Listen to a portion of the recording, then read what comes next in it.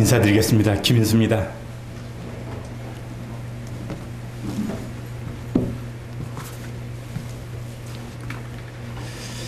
영광스러운 자리에 제가 서기는 했지만은 주최측에서 준비한 그 의도와 또 주제에 충실하게 반영하는지에 대해서는 좀 두려움과 부족함이 있을 것 같은 생각이 들어서 조금 죄송하기도 합니다. 사실 이 주제는 그 최근 들어서 한국 모임에 많이 강조되고 있는 주제인 것 같습니다. 그 여름 수양회라든지 또 다른 어떤 그 기회들을 통해서 이제 연합이라는 주제로서 이제 많이 나눠지는 것을 제가 보게 되었고요. 또 지난 그 여름 그 연재 여름 수양회 말씀 부탁을 받고 갔었는데 거기 주제도 그 연합이라는 주제를 부탁을 해서 함께 나눈 적이 있습니다. 우리가 사랑해야 된다라는 것을 가장 강조할 때가 왜 그 말이 가장 강조가 되어지죠?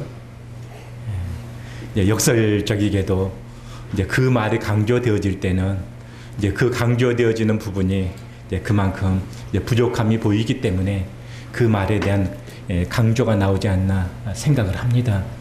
그렇다면 이 하나됨 또 연합이라고 하는 이 주제도 마찬가지로 이제 우리에게 그 역설적인 이 주제가 강조되고 있는 것은 우리에게 역설적인 다른 면을 보여주고 있다라는 생각을 해보게 됩니다. 우리는 남북한이 그 하나 되어야 된다 하는 것에 대해서 아마 그 반대하는 분들은 뭐 거의 없을 것 같아요. 뭐 속마음으로 혹시 기득권 때문에 좀 반대하는 사람이 소수 있을지 모르겠지만 대의적인 뜻에 있어서 남북한이 하나 되어야 된다. 이거 반대하는 분들은 없을 것 같아요. 그런데 문제는 어떻게 하나 될 것인가 하는 문제에 들어가게 되어지면은 이제 조금 달라지게 되어지는 것이죠.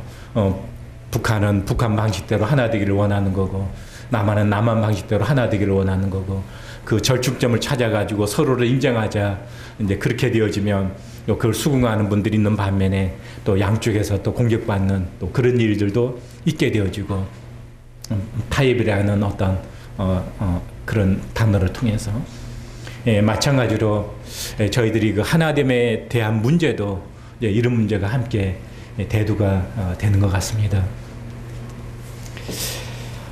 우리의 그 사고의 틀 가운데서 히브리적 사고의 틀이 있고 헬라적 사고의 틀이 있다고 합니다. 히브리적 사고의 그 틀은 그 왜라고 하는 것이 강조가 되어지는 그 사고의 틀입니다. 그 헬라적 사고의 틀이라면은 어떻게라고 하는 것이 조금은 더 이제 강조가 되고 있죠. 우리가 어떤 일을 그 함에 있어서 대학을 간다고 하는 일을 생각을 해볼 때 왜 대학을 가야 되는가? 이것이 먼저 우리에게 정의가 되어지면 그 다음에 이제 어떻게 대학을 갈 것인가? 이것이 이제 우리에게 필요한 것이죠. 근데 많은 경우에 왜 대학을 가야 되는지에 대한 어떤 정리가 없이 어떻게 대학을 갈 것인가? 여기에 대해서 이제 치심하다 보게 되어지면은 많은 경우 이제 그렇게 되어지잖아요. 돈 버는 것도 왜 나에게 그 돈이 필요한가? 왜 내가 돈을 벌어야 되는가? 여기에 대한 어떤 정의가 없으면 그 다음에 어떻게 돈을 벌 것인가? 여기에는 굉장히 많이 치심을 하고 있잖아요. 그런데 이제 이 부분에 대한 왜라고 하는 부분에 대한 명확한 해답과 정의를 가지고 있지 않냐면 갑자기 이제 땅값이 올라서 졸부가 된다든지 아니면은 이제 그 로또가 당첨이 되어져서 갑자기 이제 거금이 생기게 되면 그 사람이 행복한 게 아니고 그 로또 당첨된 복권 당첨된 분들의 그 후에 그 삶을 재조명해 보니까 추적해 보니까 그 20%는 그 20% 정도는 복권이 당첨됨으로 인해 가지고 긍정적인 어떤 그런 삶의 결과를 가져왔대요. 그 후의 삶이.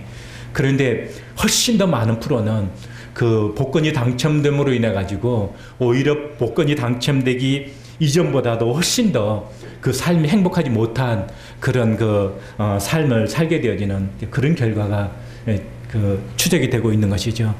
그래서 이런 부분에 있어서 왜라고 하는 질문에 대한 명확한 어떤 그 답변이 없게 되어지면, 그런 결론을 갖지 않게 되어지면, 어떻게만 치심을 하게 되어지면 그런 결과를 가져오는 것 같습니다. 그래서 아마 준비하시는 그 우리 형제님들께서 4시간 그 시간 가운데서 아마 제게는 그 왜라고 하는 부분에 대한 이것을 저한테 숙제로 주신 것 같고요. 그 다음에 이제 다른 형제님들에게는 그러면 우리가 어떻게 연합을 이룰 것인가, 이제 어떻게 우리가 하나됨을 이룰 것인가, 아마 실제적인 이런 부분에 대한 이제 과제를 주시지 않았나, 제가 그렇게 생각을 해봅니다. 이미 지난 그 장로 그 수양회에서 연합이라는 주제를 통해서 그 제게 주어진 이런 오늘 시간에 대한 메시지는 한번 저희들이 들었다는 생각을 합니다. 그래서 그 메시지를 참고하시면 도움이 될 것 같습니다. 그 하나됨이 무엇인가 굳이 이 용어에 대한 정의를 내리지 않는다 할지라도 우리는 하나됨이라고 하는 용어가 주는 그 무드는 우리가 캐치를 하고 있습니다. 그리고 이 하나됨은 그 획일적인 하나됨이 아니라고 하는 것도 우리는 다 캐치를 하고 있습니다. 다시 한번 제가 이게 정의를 내려본다면 그 하나됨은 그 획일적인 하나됨을 의미하는 것은 아니고요. 서로 구별되어지는 개체가 같은 비전과 같은 목적을 위해서 서로에게 속한 것이다. 저는 그렇게 그 정의를 내리고 있습니다. 제가 가지고 있는 이 볼펜은 지금 하나됨의 형상입니다. 그런데 이 볼펜 안에는 그 녹색도 있고요, 검정색도 있고, 그 다음에 파란색도 있고, 빨간색도 있습니다. 빨간색이 녹색하고 같을 리가 없죠. 또 까만색이 또 파란색하고 같을 리가 없습니다. 그런데 이 볼펜이라고 하는 이 볼펜 안에 지금 하나됨을 이루고 있는 것이죠. 같은 목적을 위해서 하나됨을 이루고 있습니다. 그리고 이 각각의 이 개체들은 서로에게 속해 있습니다. 서로에게 속해 있음으로 인해서 한 형상을 이루고 있는 것이죠. 그래서 그 어떤 모양은 그 하나됨의 모양입니다. 그리고 그 하나됨은 각각의 개체가 서로에게 속해 있음을 통해서 하나됨을 이루고 있는 것이죠. 여러분이 앉아있는 이 의자도 등받이가 있고, 또 그 하중을 받치는 밑에 바지가 있고, 그 다음에 또 지지대가 있고, 또 다리가 있고, 그렇게 되어져 있습니다. 각 개체가 하나됨을 이루어서 공동의 목적을 이루고 있는 것이죠. 그런데 만약에 이 각각이 분리가 되면은 그 공동의 그 모양이 상실되게 되어지는 것이죠. 그러면 의자라고 하는 이 그 하나된 이 형상은 존재하지 않게 되어지는 것입니다. 서로가 함께 하나됨을 통해서 이 형상을 이루고 있는데, 만약 이 하나됨이 깨어지게 되면 의자라고 하는 이것은 존재를 하지 않게 되어지는 것이죠. 그래서 우리는 하나됨은 어떤 형상을 이루고 있다, 어떤 모양을 이루고 있다. 그래서 각 지역교회의 그 모습은 결과적으로는 어떤 하나됨을 이루고 있는가 하는 것이 그 지역교회의 형상이고, 그 보이는 형상이고, 또 보이지 않은 형상 가운데 나타나 있는 그 지역교회의 모습이 되어지는 것이죠. 그래서 그 지역교회의 모습은 하나됨의 형상이에요. 그래서 어떠한 하나됨을 이루고 있는가, 우리에게 이제 중요한 시사점을 가져다 주고 있습니다. 아가서 2장 16절을 찾겠습니다. 내 사랑하는 자는 내게 속하였고 나는 그에게 속하였도다. 아가서에서 이와 유사한 표현이 그 3번 정도 이렇게 등장이 됩니다. 다른 구절에서는 이제 순서가 바뀌죠. 나는 내 사랑하는 자에게 속하였고 내 사랑하는 자는 나에게 속하였다. 이렇게 순서가 바뀌고, 나중에는 이제 나는 그에게 속하였다. 이제 이렇게 표현이 되고 있는 이런 모습을 아가서에 찾아보게 되어지는데요. 이 서로에게 속했다라고 하는 것이 하나됨을 표현하는 좋은 구절이라고 저는 그렇게 믿고 있습니다. 서로가 구별되어지지만 구분되어질 수 없는 이 속해 있는 이와 같은 모습, 이것이 제가 하나됨을 생각할 때 정의를 내리고 있는 그와 같은 구절입니다. 그러면 우리가 그 하나됨을 논하게 될 때 그리스도인의 하나됨은 무엇을 이야기하는가? 우리는 각자 하나 되는 방법에 있어서 각자 생각이 다르고 추구하는 가치관이 다르고 또 하나됨을 이루고자 하는 방법에 대한 생각들이 각각 제각각이기 때문에 그 하나됨을 이루는 데 있어서 어려움을 겪게 되어지는 거죠. 그러면 우리의 하나됨은 하나님과 하나됨을 그 요한복음 17장에서도 말씀하고 있고요. 또 그 그리스도께서 강조하는 것도 그것을 강조하고 있습니다. 그래서 우리는 궁극적인 우리의 모습은 하나님과 하나됨인데요. 조금 이따 다루겠지만은 그 하나님 자체가 우리가 하나라고 하는 그 하나님 하게 될 때 왜 그 선교사들이 우리가 믿는 그분을 하나님이라고 번역을 했을까? 그분은 분명히 삼위로 계시는 분이신데 그럼에도 불구하고 하나 되신 분이십니다. 그런데 이제 첫 번째 의미는 다른 잡신들이 많이 있지만 세상에는 다른 잡신들이 많이 있지만 정말 세상을 창조하시고 정말 참되신 신은 유일하신 분이시다. 그런 의미에서 그 유일하신 분이라는 의미에서 하나라고 하는 이 소수를 택하고 그 다음에 이제 인격을 가지신 분이시기 때문에 존칭어민 임자를 붙여서 하나님이라고 그렇게 번역을 했다고 믿습니다. 그런데 이 유일하신 님 이렇게 할 수도 있을 텐데 하나님 이렇게 했을 때에는 이것은 삼위로 계시면서도 하나로 계시는 바로 그분 이런 의미가 함께 내포되어져 있는 용어라고 제가 이해를 하고 있는데요. 어쨌든 하나님께서 그 모든 일을 하심에 있어서 삼위의 하나됨을 통해서 일하시게 되어지잖아요. 그래서 그리스도인의 그 하나됨도 마찬가지로요. 그 아버지의 뜻 안에서 하나됨이고 또 그리스도 안에서 하나됨이고 또 성령으로 말미암아 하나됨이고 그래서 그리스도인의 하나됨은 바로 아버지 하나님과의 하나됨과 연관성을 갖는다고 하는 거죠. 그래서 우리가 하나님과 함께함을 통해 하나됨을 통해서 결과적으로는 그리스도인들이 하나됨을 이루는 것은 하나님과 하나됨을 통해서 이루어질 수 있는 그 하나됨이라고 하는 것을 전제로 깔고 있습니다. 하나됨은 그 하나님의 그 속성을 반영을 합니다. 하나님은 분명히 한 분이라고 하는 것이 성경에 계속적으로 구약에서부터 강조되어지고 있는 표현입니다. 그럼에도 불구하고 우리는 분명히 구분되어진 그 세 분의 어떤 그 인격이라는 표현은 좀 그렇지만 그 위격을 저희들이 성경에서 찾아볼 수 있잖아요. 그래서 어떻게 표현하게 되어지면 하나님은 세 분이다. 근데 하나님은 세 분이다 이렇게 표현하면은 하나님은 한 분이시다라고 하는 여기에 배치가 되기 때문에 그 기독교 그 교리적인 그런 논쟁에 있어서 이런 부분을 정의하는 것이 참 그 어려웠다는 것을 저희들이 잘 알고 있습니다. 그래서 하나님께서는 그 삼위로 계신다는 것을 강조하게 되면 하나님은 한 분이시다라고 하는 것에 대한 침해를 받게 되어지고 하나님은 한 분이시다라고 하는 것을 강조하게 되면 세 분의 위격으로 계신 이것이 이제 또 침해를 당하는 이걸 좋아하는 것이 참 힘든 이제 그런 표현이 되어지는 거죠. 그래서 저는 그 어떤 분이 삼위일체를 말로 설명하게 되면 좀 제가 교만한 말인지 모르겠지만 저는 그 말의 설명에 있어가지고 문제점을 제가 찾아낼 수가 있습니다. 죄송합니다.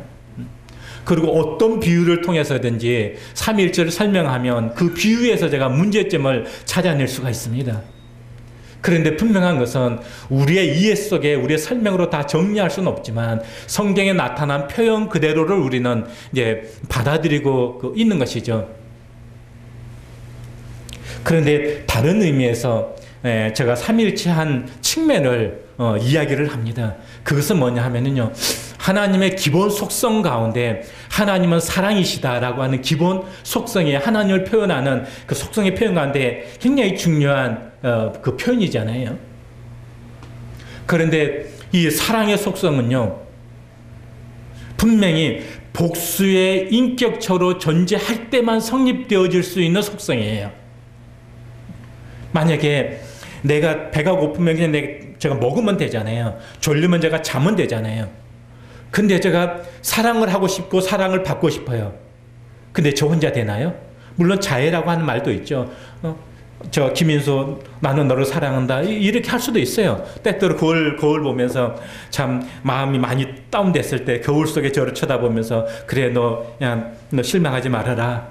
내가 너를 사랑하면 뭐 그렇게 할 때도 있고 어느 때 제가 그렇게 조언한 적도 있습니다. 어떤 누구에게. 뭐 그런 표현이 있을 수는 있지만 본질적으로 사랑이라고 하는 속성은요. 복수의 어떤 인격적인 존재가 존재할 때 성립될 수 있는 속성이에요. 그러면 하나님의 속성 가운데 가장 중요한 속성 가운데 하나가 사랑인데 만약 이 하나님의 사랑이라고 하는 속성이 그분 안에서 성립이 될 수 있으려면 하나님은 복수의 인격으로 계시는 분이야만 그 속성이 성립이 가능합니다. 그래서 삼위일체를 설명을 하게 될 때 아버지는 아들에게 속해 있고 아들은 아버지에게 속해 있고 성령은 아버지에게도 속해 있고 성령은 아들에게도 속해 있고 상호 내주를 통해서 그 관계를 통해서 하나됨을 설명하려고 하는 신학적인 시도가 있습니다. 오늘 뭐 이런 부분 주제는 아니기 때문에 그러나 분명한 것은 세 분의 위격으로 계신 이 세 분이 하나로 연합됨을 통해서 하나님이다라고 하는 이 표현으로서 우리가 사용되어지고 있다고 하는 거예요. 그래서 이 세 분은 분명히 구별은 되어지지만 구분할 수는 없다. 그래서 하나님은 삼위로서 구별되어지기는 하지만 하나님은 구분할 수는 없다. 그러면 하나님이 복수의 하나님이 되기 때문에 그렇습니다. 그래서 우리가 그 하나됨을 이야기하게 될 때 서로 구별되어지지만 구분할 수는 없다. 의자라고 하는 것도 하나됨을 통해서 나타난 하나의 형상이잖아요. 이건 등받이가 있고 히프바지가 있고 또 어떤 지지 않은 그 다리가 있고 서로가 구별을 할 수는 있지만 그것을 구분해 놓게 되어지면 의자라고 하는 이것은 성립이 되지 않잖아요. 그런 것처럼 그래서 우리가 하나됨을 이야기하게 되어질 때 모든 것을 해결적이고 어떤 이런 개념의 하나됨이 아니라 서로 구별되어지지만 공동의 목적과 비전을 위해서 하나의 모양을 이룰 수 있는 이건 보이는 형상이든지 보이지 아니하는 어떤 모습이든지 그것을 우리가 하나됨을 이해할 때 우리가 생각할 수 있는 부분들입니다. 그리고 하나님의 영광은요. 하나됨을 통해서 이루어지는 것을 보게 되어져요. 창조의 과정에서 있어서 그렇고요. 구속의 과정에서 그렇고 이런 구절, 참고 구절들은 제가 찾아보지 않겠습니다. 그리고 이 구속의 과정에서 이루어진 그 영광을 생각을 하게 될 때 우리는 이제 창조와 그 구속의 과정 생각하면 우리 편에서만 많이 생각을 하게 되어지잖아요. 근데 이건 하나님 편에서 정말 놀라운 거예요. 인간의 이 구속의 드라마 속에서 아버지가 아들을 어떻게 사랑하셨고 아들은 아버지의 뜻을 어떻게 그 존중히 여기셨고 성령은 자기를 드러내지 아니하고 아들의 하는 역할을 드러내고 그 사역을 보증하고 하는 이런 그 모습들을 통해서 하나됨의 모습이 인간의 구속의 드라마 속에서 어떻게 나타났는지를 잘 살펴볼 수가 있습니다. 그래서 사실은요, 이 구속의 드라마는 우리가 죄인 되었던 우리가 구원받았다 하는 측면이 있지만 이 구속의 드라마는 하나됨을 이루고 있는 하나님의 영광이 어떻게 드러나는지를 가장 잘 나타나고 표현되어지는 것이 인간의 구속의 드라마입니다. 전능하신 그분이 세상을 창조하신 이것은요, 어떤 면에서 뭐 이거 영광이기는 하지만 이것은 어떤 면에 있어서 정말 그 더 큰 놀라운 그 하나됨보다 더 크고 놀라운 그런 것은 아닌 측면이라고 생각이 되어져요. 그러나 이 창조와 이 구속의 과정 속에서 하나님 안에서 하나됨을 이루는 이 모습이 이것이야말로 정말 하나님의 영광이다. 네, 하나됨을 이루기 가장 어려운 구성 단위가 있답니다. 그것이 셋이라고 한답니다. 삼각관계라는 말 들어보셨죠? 그래서 셋이 하나를 이루는 것이 구성 단위에 있어서 참 어렵답니다. 하나님은 세 분의 위격으로 계시면서 온전히 하나됨을 이루고 계신 분. 그래서 뜻이 하나를 이루고 그 일을 이루어가는 방법에 있어서 하나를 이루고 그리고 그 일을 성취하는 과정에 있어서 같은 마음을 이루고 성령이 그 역할을 하시잖아요. 그래서 성령은 아버지의 영도 되시고 아들의 영도 되시고 성령님이 되시고 이런 개념도 사실 신학적으로 정의를 내면 상당히 어려운 개념이기도 합니다. 결국은 같은 생명이고 같은 영이라고 하는 것이죠.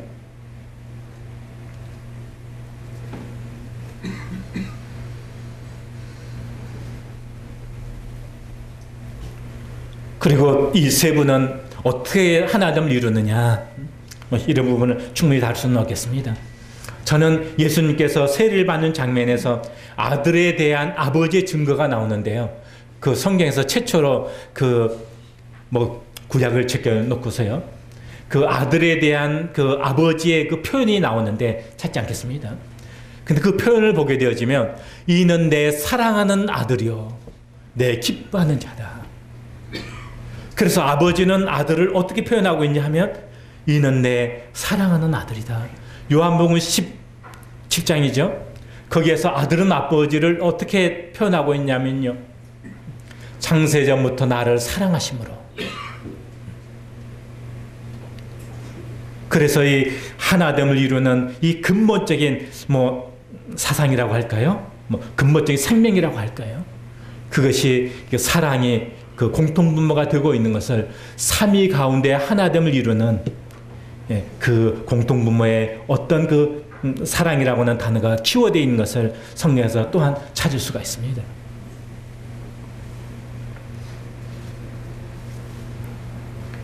요한복음 17장에서 하나됨을 위한 그 예수님의 기도 굳이 찾아보지 않겠습니다. 뒤에서 또 다른 형님들의 그 준비되어진 부분들 보니까 좀 중복이 되는 것 같습니다.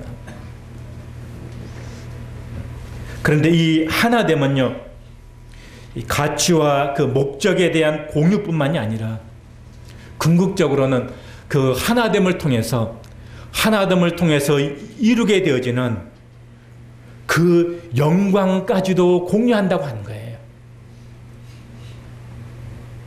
그래서 삼위의 하나됨이 그분의 영광을 함께 공유하는 것처럼 우리가 그리스도와의 하나됨은 그리스도가 차지하는 그 영광을 공유하는 그런 자가 바로 교회이기도 하고 구원받은 우리 성도이기도 하고 또 믿음의 선배들이 연합의 진리를 발견하면서 또 강조했던 표현이기도 하고 그렇습니다.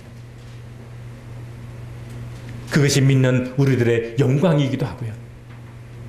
그래서 결과적으로 그 구속은 그냥 그 죄의 형벌로부터 건전을 받는 여기에서 끝나는 것은 아니고요. 우리의 구속은 하나님과 하나됨을 통해서 하나님 안에 있는 놀라운 영광들을 공유하는 그 하나됨을 이루는 것이 결국 그 우리의 구속의 최종적인 우리의 구속의 그 자리라고 하는 것을 생각해 보게 되어지는 것이죠. 그리고 이 하나됨을 가시적으로 우리가 지상에서 가시적으로 이 하나됨을 경험하는 그와 같은 영역이 교회라고 그렇게 분별을 합니다. 우리가 실제적으로 이런 부분에서 이제 그것을 누리는 부분이 너무 작기 때문에 아쉬움을 가지고는 있지만,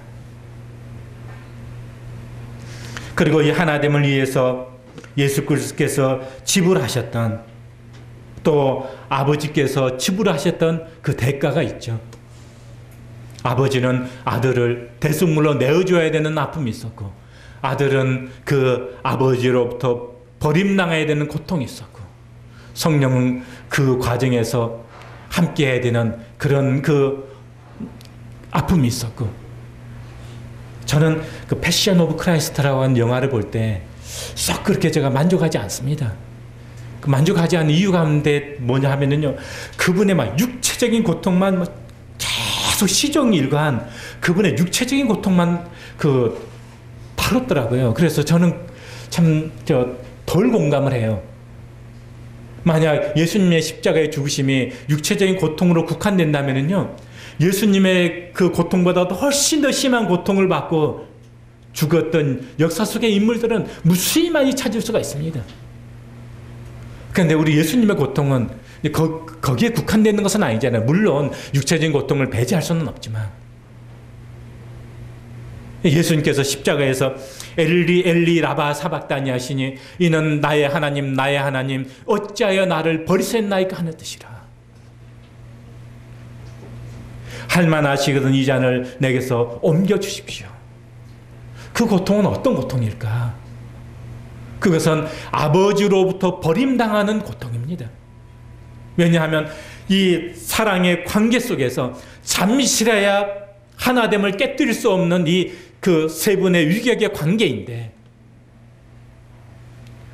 대속을 이루기 위해서 그 하나됨이 깨뜨려지게 되어지는 그와 같은 고통이라고 제가 분별하고 있습니다.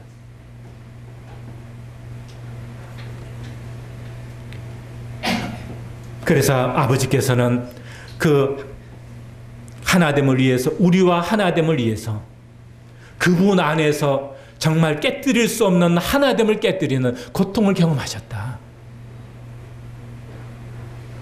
그리고 이 과정들을 통해서 삼위 가운데서 하나됨의 그 영광과 기쁨을 더 충만히 나타내셨고 또 그것을 누리셨다고 믿습니다.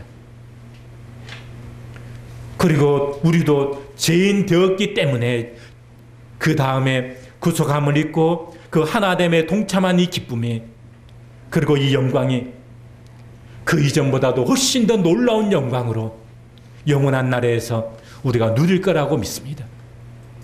그래서 저는 그 에덴 동산과 천년왕국과 영원한 왕국이 조금은 구분된다고 믿어요.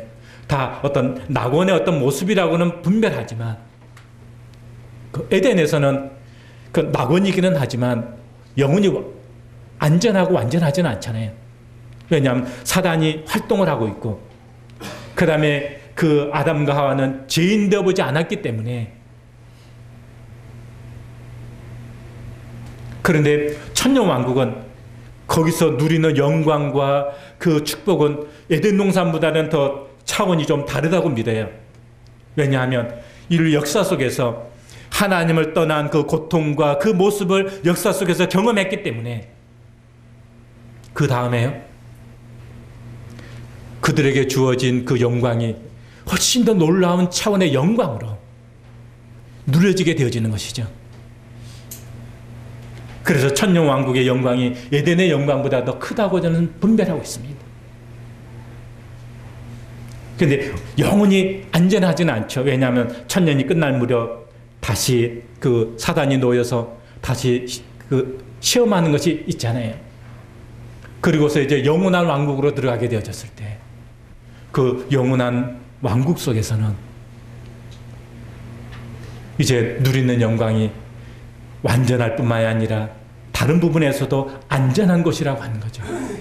하나님의 그 구속의 드라마 속에서는 거기까지를 내다보면서, 그래서 창세전부터 에베소 1장이 말씀하고 있는 것처럼 창세 전에 그리스도 안에서 우리를 예정하사 사랑 안에서 그의 앞에 거룩하고 흠이 없는 존재를 마음에 품으시고 세상을 창조하셨다고 그렇게 믿고 있는 거예요.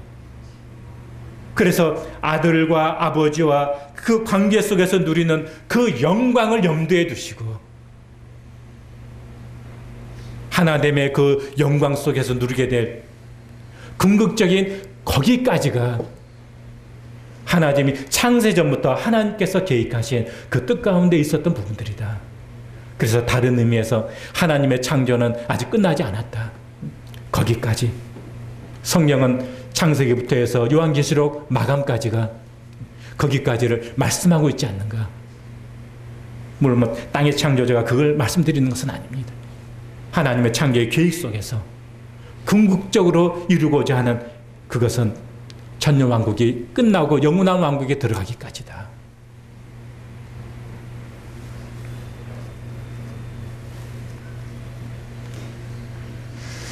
하나됨 신약교의 중심 진리인 것 저희들이 잘 이해하고 있습니다. 이 다음에 다른 행전이 또 다뤄주실 주제라고 생각하기 때문에 지나가도록 하겠습니다. 연합의 진리를 많이 다루면서 죽으심과 연합을 통해서 우리의 죄 문제를 다뤘다면 부활과 연합을 통해서 우리의 새 생명의 문제를 다루고 새 생명 가운데 살아가는 것이 이제 성화의 문제와 연관이 되어지고 그분의 승천을 통해서 또 우리는 그 영화와 연관이 되어지고 또 그 영원한 나라에서 얻게 될 그 영광스러운 우리의 미래를 내다보게 되어지고 또 다른 측면에서는 그분의 승천을 통해서 성령을 보내주시고 성령을 통해서 그 우리가 영적으로 이미 아직은 우리가 육신이 완전하지는 않지만 영 안에서 이미 그 영광을 우리가 경험할 수 있도록 축복해 주신 이런 부분들이 있죠. 이런 부분들은 다른 다루시겠습니다. 큰 2번으로 가서 하나됨의 중요성. 하나님은 하나님의 형상을 이루는 기본이다. 창세기 1장 26절에서 하나님이 가라사대 우리의 형상을 따라 우리의 모양대로 우리가 사람을 만들고, 앞에 형상이라는 단어와 뒤에 모양이라는 단어가 원문에서는 조금 구분되어지더라고요. 우리말에서는 어떻게 구분해야 되는지 약간 애매하기는 하지만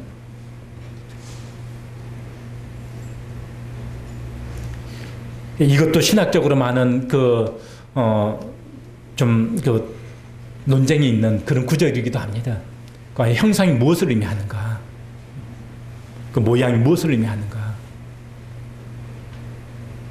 그 논쟁 가운데서 그 형상은 관계 속에서 그 형상을 정의하려고 하는 시도가 있고요.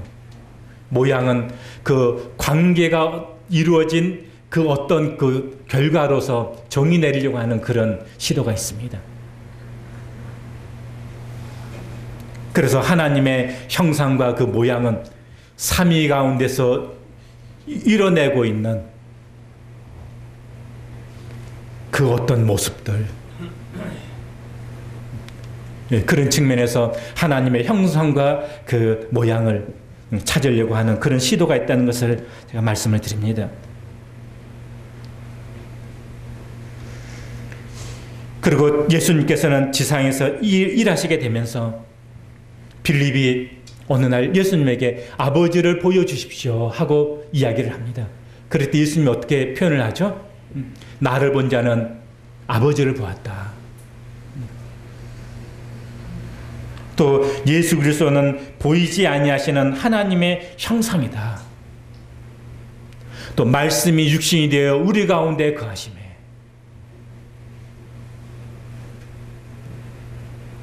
왜냐하면 아버지와 아들은 하나됨을 통해서요, 사실은 아들을 통해서 우리는 아버지를 경험하고 아는 것이죠. 다른 면으로 그리스도인들이 그리스도와 하나됨을 통해서, 우리를 통해서 세상 사람들은 누구를 보게 되어지는 거죠? 그리스도의 형상을 보게 되어지는 거죠. 그러니까 우리가 어떤 형상을 이루냐에 따라 가지고 세상 사람들은 그리스도의 형상을 우리를 통해서 보는 거죠. 너희가 서로 사랑하면 이로써 사람들이 너희가 내 제자인 줄 알게 될 것이다. 하나됨을 이루지 못하는 그 모습을 통해서 세상 사람들은 그리스도를 그렇게 보는 것입니다. 왜냐하면 우리가 그분의 형상을 세상 가운데서 대변하고 있기 때문에. 유대 민족의 역사는 그 하나님을 대변을 하고 있잖아요. 그 유대 민족이 그 거룩을 상실하게 되면 하나님께서 그 유대 민족을 흩으시기도 합니다. 왜냐하면 지상에 존재하는 유대인은 하나님의 그 어떤 모습을 지상에서 대변하고 있는 민족이기 때문에 그렇습니다.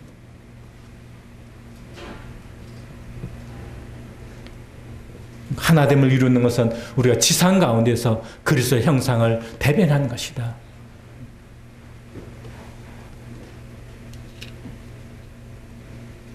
또한 하나됨은 우리의 생명의 본질이기도 해요. 영생을 몇 가지로 이렇게 정의를 내릴 수가 있지만, 다른 측면에서 영생은 영원히 사는 삶의 길이만을 말하는 건 아니잖아요. 그런 것 같으면 지옥에 가서도 영원히 살잖아요. 그걸 말하는 표현이 아니라, 영생은 하나님이 가지고 있는 그 생명의 본질이 영생입니다. 그 영생은 하나됨을 통해서 실제 속에서 누릴 수 있는 생명의 본질을 영생이라고 표현하고 있습니다. 형제가 연합하여 동감이 어찌 그리 선하고 아름다운 거. 그 시편 133편에서 나중에 축복을 말씀하고 있는데 그 축복을 영생이라고 말하고 있어요. 그리스도인들이 연합이 되어져서 정말 그 주님과 그 연합의 모습이 그리스도 내 관계 속에서 연합의 모습으로 함께 나타나게 되어질 때 그때 누릴 수 있는 생명의 본질이 뭐냐 하면 영생입니다. 그 하나됨이 이루어지지 않게 되어질 때 우리는 영생을 누릴 수가 없어요.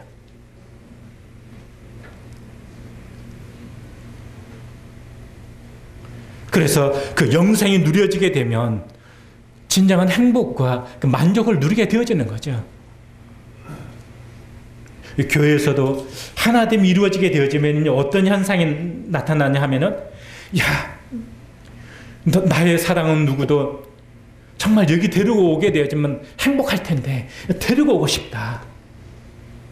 다른 쪽에서도 야, 우리가 그 맛보지 못한, 감히 생각하지 못한 그 모습을 저들을 통해서 보기 때문에 나도 저들의 그 속에 뭔지는 모르지만 함께하고 싶다. 그럼 그 다음에 그냥 부흥은 따라오는 거죠. 그래, 초대교회 모습을 보게 되면 그 한 명이 순교하게 되어지면 뭐 콜로세움이라는 이런 데서 사자밥이 되고 검투사가 되어져서 죽기도 하고, 그런데 그것을 그 많은 군중들 가운데서 한 명의 그리스도인이 죽었을 때 그냥 그리스도인은 안 생길 것 같은데 그 모습을 보면서 훨씬 더 많은 그리스도인들이 생겨났다는 거예요. 그들 안에 있는 어떤 모습을 보면서.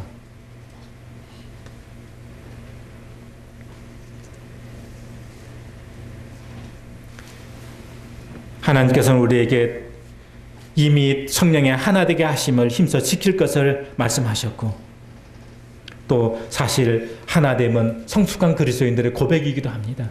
어린아이들 특징을 보게 되어지면 그냥 감정적이잖아요. 그냥 자기 생각이 좀 따라서 이렇게 티격태격 하잖아요. 이렇게 성도들도 보게 되어지면은요, 그 어떤 문제 상황에 대처하는 걸 보면 세 가지 형태로 나타나요. 첫 번째로는요, 그때 자기의 기분을 따라서 이렇게 딱 자기 기분대로 나타내는 그런 성도가 있습니다. 두 번째로는요, 굉장히 고상한 상식과 이성을 통해서 딱 그 자기를 표현하는 분들이 있어요. 세 번째로는 주님 안에서 자기의 영적 분별은 갖되 그것을 가지고 다른 성도를 정죄하고 판단하지 아니하는 그런 모습으로 나타내는 성도가 있습니다. 아이들의 특징을 보면 어떻게 나타내죠? 그때 자기의 기분을 따라서 이렇게, 그 어린아이 특징이 그런 거잖아요.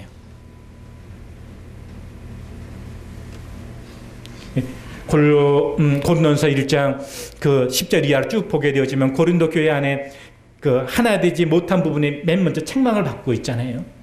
근데 2장에 가서 보게 되어지면은 그 부분을, 하나 되지 못한 부분을 이렇게 정의 내리고 있어요.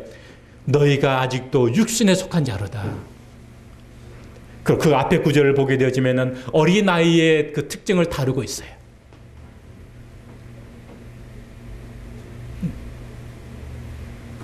결과적으로 하나됨을 이루고 있지 못한 것은 아직 미성숙하기 때문에, 어린아이의 특징을 우리가 가지고 있기 때문에 고린도전서에서 그 문제를 그렇게 정의 내리고 그렇게 충고하고 있습니다.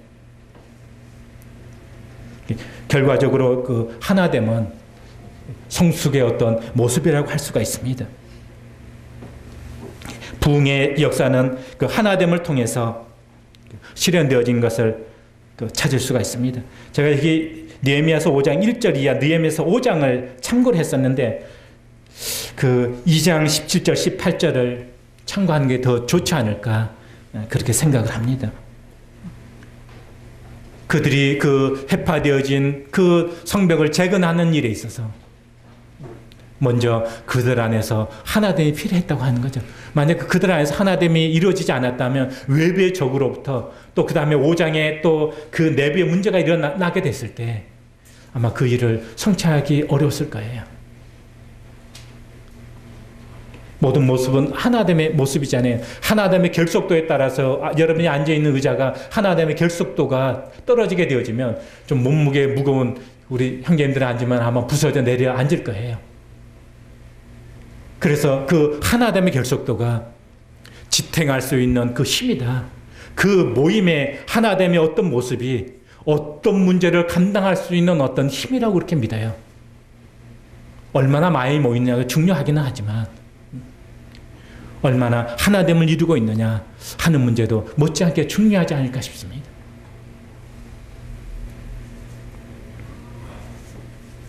그리고 죄송합니다. 제가 빠른 시간에 끝내야 될 것 같습니다. 에스라서 8장 21절을 찾겠습니다. 22절, 23절까지입니다. 그냥 눈으로 보시겠습니다. 이건 에스라가 귀환할 때 어떤 마음의 자세를 가지고 귀환했는지를 보여주고 있는 구절들이에요.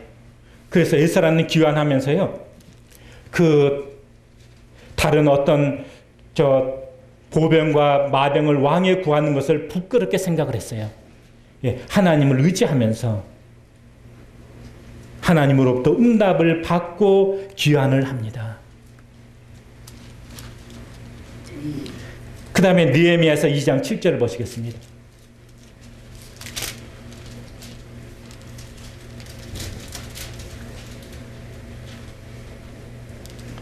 7절, 8절을 보시겠습니다. 9절. 이건 느헤미야가 귀환할 때의 그 모습입니다. 느헤미야는요, 에스라와 다른 방법으로 느헤미야는 귀환을 합니다. 느헤미야에서 8장 9절을 보시겠습니다. 그 느헤미야와 에스라가 함께 동역하는 모습을 보게 되어집니다. 여러분은 그 에스라의 귀환 방법에 좋다고 생각하십니까? 느헤미야의 귀환 방법이 좋다고 생각하십니까? 그런데 어떻게 전혀 만약 에스라가 느헤미야의 그런 귀환 방법을 생각을 할 때 나는 이런 느헤미야하고는 생각이 달라. 함께 할 수 없어. 동력이 어렵겠죠. 그리고 자기 편을 만들어서 느헤미야를 막 공격을 합니다. 느헤미야는 영적인 사람이 아니야. 세속적인 사람이야. 느헤미야는 또 다르게 반응을 하겠죠. 에스라가 처한 상황하고 내가 처한 상황이 다르잖아. 그런데 느헤미야, 에스라는 그런 문제에 대해서 문제가 없었어요. 함께 동력을 합니다. 왜 그렇죠? 그보다 더 중요한 목적이 있어요. 하나님의 뜻을 이루고자 하는 거기에 대한 공감대가 있습니다. 그게 더 중요한 것이죠. 제가 예전에 각자니냐 한자니냐, 우리는 하나인데 각자를 써서는 되겠느냐, 등등등등 해가지고 각자니냐 한자니냐 문제 때문에 교회가 깨어져 있다는 얘기를 들었어요. 각자니냐 한자니냐보다 교회가 깨어지는 것이 덜 중요한지 제가 잘 모르겠습니다. 누구 편인 제가 말씀드리는 게 아니고요.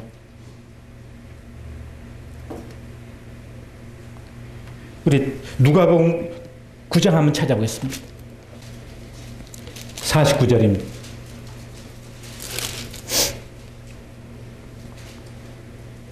요한이 예수께 여짜오되 주여 어떤 사람이 주의 이름으로 귀신을 내쫓는 것을 보고 우리가 보고 우리와 함께 따르지 아니함으로 금하였나이다.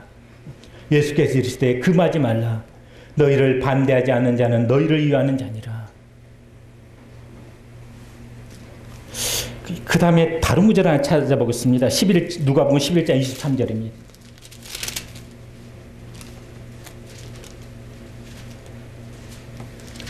나와 함께하지 아니하는 자는 나를 반대하는 자요 나와 함께 모으지 아니하는 자는 해치는 자니라. 이 두 구절을 어떻게 조화할 수 있겠습니까? 근데 공통분모가 있습니다. 그 공통분모가 뭐냐면 배타성이에요. 여기 누가복음 9장에서요. 이 요한은 지금 예수님과 함께 하고 있는 제자들은 굉장히 특권의식을 가지고 있었던 것 같습니다. 지금 예수님과 함께 하고 있으니까. 그런데 다른 그룹에서 귀신을 쫓아내고 주의 이름으로 귀신을 쫓아내고 이런 걸 봤거든요. 그걸 받아들이기가 힘들었던 것 같아요. 예수님에게 하지 못하도록. 예수님께서 그 부분에 있어가지고 배타성에 있어서 예수님이 동의하지 않습니다. 왜냐하면 그들이 하고 있는 그 나타내는 그 영광이 부정적인 것이 아니기 때문에. 그럼 그 다음에 11장은 뭐죠? 반대 같은 표현 같아요. 다른 말로 하면은 나와 함께하지 아니하면은 반대하는 자잖아요. 근데 이것도 똑같습니다. 배타성입니다. 왜냐하면요, 지금 성령의 하시는 일이 나타나고 있는데 그걸 지금 반대하는 무리들이에요.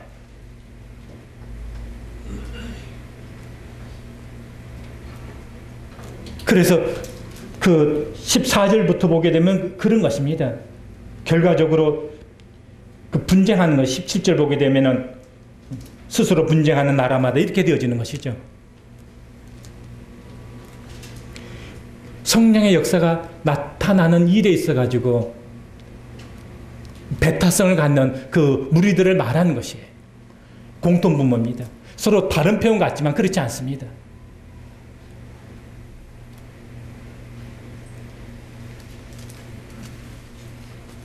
주님은 그 배타성에 대해서 동의하지 않은 부분들을 우리에게 보여주시고 있는 것이죠.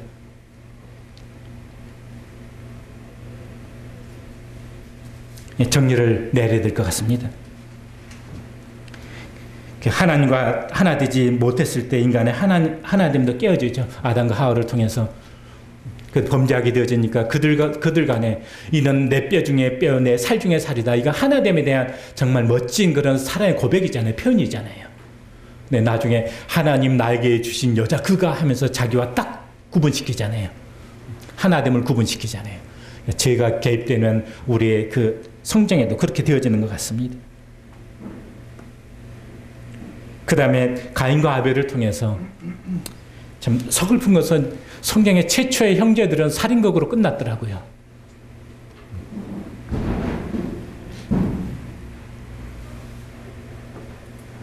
하나됨을 이루지 못하는 그 경쟁 관계가 결국은 그 살인극으로 끝나게 되는 것을 보게 되어지고요. 정탐꾼들이 하나 되지 못하니까 그 일을 성취하는 데가 한참 몇십 년 그 지연이 되어지잖아요. 그리고 백성들이 하나 되지 못하니까 나라가 쪼개졌습니다. 모임 가운데서 일어난 일도 하나 되지 못했을 때 여기 제가 사례로 드렸던 이런 모습들이 모임 안에서 나타나지 않는가. 그 지역 모임 내부에서도 그럴 수 있고 또 우리의 함께하는 이 모임 그 전체적인 이 틀 안에서도 그럴 수 있다고 생각을 합니다. 우리는 각 지역 모임에 속해 있어 주님을 섬깁니다. 우리는 지역교회의 독립을 교회 진리 가운데 하나로 받아들이고 있습니다. 지역교회의 독립이 또 어떤 면에서는 또 하나됨을 방해하는 그런 요소도 있지 않는가. 이스라엘이 12지파로 독립이 되어져 있지만 그러나 하나님의 백성으로서 하나됨을 이루어서 일하고 있는 그 모습을 우리는 구약에서 캐치를 하게 되잖아요. 그래서 이런 부분에 대해서 어떻게 조화를 이룰 수 있을까? 지역교회 독립이라는 이것과 어떻게 조화를 이룰 수 있을까? 이런 부분도 다른 형님들이 또 나눠주실 거라 생각이 되어지고요. 에스더를 통해서 에스더가 그 왕궁의 왕으로 있었죠. 하만의 계계에 의해서 유다인이 전멸을 당하게 되는 상황 속에 있을 때 모르드게가 이야기를 합니다. 너는 왕궁에 있으니까 모든 유다인들 가운데서 홀로 목숨을 건지리라고 생각하지 말아라. 우리는 때때로 그 개교회주의가 지역교회 독립이라고 하는 어떤 교리적인 면에서 저도 부정하지 않지만 어떤 경우에 그 개교회주의가 다른 지역 모임은 뭐 어떻게 되든지 간에 그냥 우리 지역 모임만, 우리 교회만 잘 되면 된다. 그런 아마 사고도 우리가 좀 있지 않나. 네, 그렇게 되어질 때, 그래, 그 유다 백성들은 어떻게 되든지 간에 예수라는 왕궁에 있으니까. 근데 모르드게가 그렇게 얘기하지 않아요. 너는 왕궁에 있기 때문에 모든 유다인들 가운데서 너 혼자 목숨을 건지려고 생각하지 말아라. 그래서 에스더는 죽으면 죽으리라 하고 자기 백성과 함께 하나됨 속으로 자기 자신을 내맡깁니다. 주변에 다른 지역 모임들은 어떻게 되든지 간에 우리 교회만 잘 되면 된다. 그런 건지 잘 모르겠습니다. 궁극적으로 다른 지역 모임들이 함께 잘 되게 될 때 우리 지역 모임도 함께 성장해 가고 성숙돼 가지 않을까. 그런 측면에서 다른 강의를 제가 기대하고 또 저도 그런 부분에 대해서 또 생각을 하는 측면이 있습니다. 고맙습니다.